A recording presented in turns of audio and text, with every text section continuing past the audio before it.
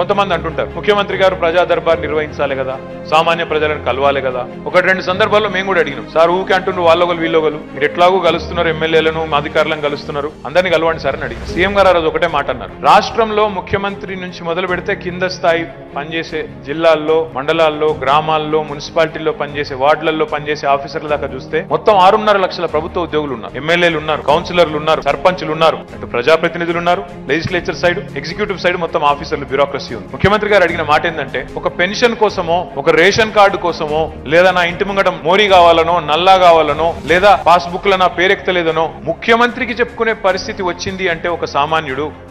ఖచ్చితంగా ఆ వ్యవస్థలోనే ఏదో లోపం ఉంది, కింది దాకా ఉన్న యంత్రాంగం చక్కగా పనిచేస్తలేదని దాన్ని బట్టి నాకు అర్థమవుతుంది. ఈ సమస్యలన్నీ ఎక్కడికక్కడ పరిష్కారం కావాలి, ఎక్కడికక్కడ వీటిని సామాన్యులకు అధికార యంత్రాంగం అందుబాటులో ఉండి పరిష్కారం చేయాలి తప్ప ఇవన్నీ పోంగా ఈ అన్ని వ్యవస్థలు ఎగ్జాస్ట్ అయిపోయినాక ఇంకేమన్నా మిగిలితే వీళ్ళ వల్ల కాని సమస్య ఏదో ఉంది, జటిలంగా ఉంది, మా లెవెల్లో కాదు, గవర్నమెంట్కి పోవాలా, క్యాబినెట్కి పోవాలా, ముఖ్యమంత్రి దగ్గర పోతేనే అవుతుందంటే ఆ పని రావాలి తప్ప పెన్షన్లు, రేషన్ కార్డులు,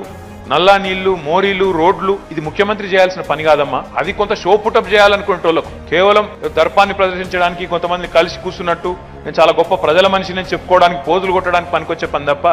నిజంగా పనిచేసే పని కాదు అది.